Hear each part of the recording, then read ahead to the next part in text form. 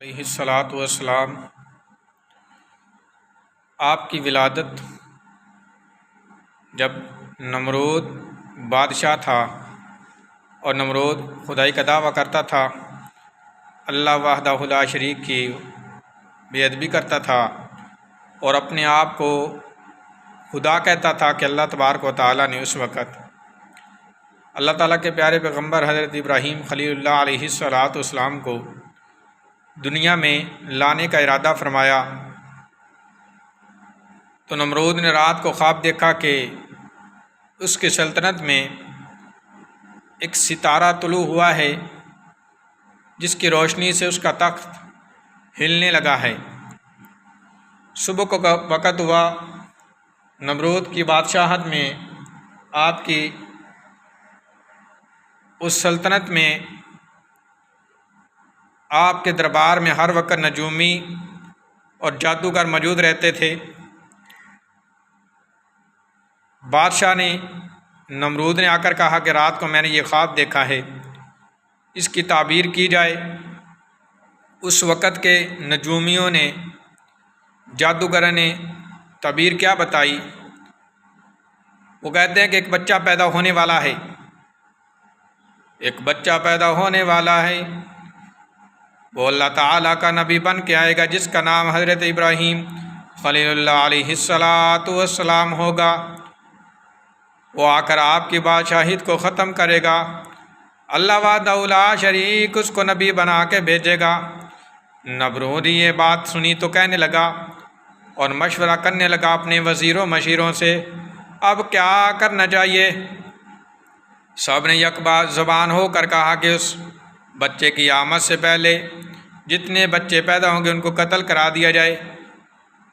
1 مہینہ اس کی ولادت میں رہتا ہے، تو 2 مہینوں کے اندر جتنے بچے پیدا ہوں سب کو قتل کرا دیا جائے۔ نمرود کی یہ مشورہ سنا وزیروں مشیروں نے، ان جادوگروں نے، ان نجومیوں نے یہ مشورہ دیا کہ 1 ماہ میں جتنے بھی بچے پیدا ہوں سب کو قتل کرا دیا جائے۔ نمرود نے حکم جاری کر دیا اپنی فوج میں، اپنی رعایا میں، جس کے پیٹ میں حمل ہے جب وہ بچے کو جنم دے اس کو قتل کر دیا جائے۔ نمرود کی سلطنت کے اندر میرے آقا امام الانبیاء علیہ الصلاۃ والسلام کے جد امجد حضرت ابراہیم خلیل اللہ علیہ الصلاۃ والسلام کی آمد سے پہلے 30,000 بچے شہید کیے گئے، بچوں کو قتل کیا گیا۔ جب میرے آقا امام الانبیاء علیہ الصلاۃ والسلام کے جد امجد حضرت ابراہیم خلیل اللہ علیہ الصلاۃ والسلام کی آمد کا وقت قریب آیا، آپ کی والدہ کا پیٹ باہر نہیں نکلا ہوا تھا جیسے عام دنوں میں عورتوں کے پیٹ باہر نکل آتے ہیں۔ آپ کی والدہ ایسے معلوم ہوتی تھی جیسے آپ کو بچہ ہونے والا ہی نہیں۔ تو اللہ تعالیٰ نے حضرت جبرائیل علیہ الصلاۃ والسلام کو حکم دیا، اے جبریل، جی رب جلیل، کیا حکم ہے؟ اللہ تعالیٰ فرماتا ہے جبریل جا کے میرے ابراہیم کی والدہ کو کہہ دے کہ شہر سے باہر ایک غار میں چلی جائے، جا کر ادھر میرے خلیل کو جنم دے، اپنے بچے کو ادھر جنم دے اور ادھر ہی اس بچے کو چھوڑ کے واپس آ جائے۔ حضرت ابراہیم خلیل اللہ علیہ الصلاۃ والسلام کی والدہ حضرت ابراہیم علیہ الصلاۃ والسلام کو لے کر اس غار میں چلی گئی۔ ولادت کا وقت قریب آ گیا، آپ نے اپنے بیٹے کو جنم دیا اور کچھ دن ادھر رہی تاکہ لوگوں کو شک نہ ہو جائے کوئی عورت غائب ہے، عورت گھر میں موجود نہیں ہے، تو آپ واپس آ گئی۔ تو اللہ رب العالمین نے حضرت جبرائیل علیہ الصلاۃ والسلام کو حکم دیا، اے جبریل، جی رب یا ذل جلیل، کیا حکم ہے؟ اللہ تعالیٰ نے فرمایا جبریل جا کے میرے ابراہیم کو کھانے پینے کا بندوبست کر دے۔ حضرت جبرائیل علیہ الصلاۃ والسلام نے حضرت ابراہیم علیہ الصلاۃ والسلام کا دائیں ہاتھ کا انگوٹھا آپ کے منہ میں دے دیا، جس سے دودھ بھی جاری ہو جاتا تھا، شہد بھی جاری ہو جاتا تھا اور پانی بھی جاری ہو جاتا تھا۔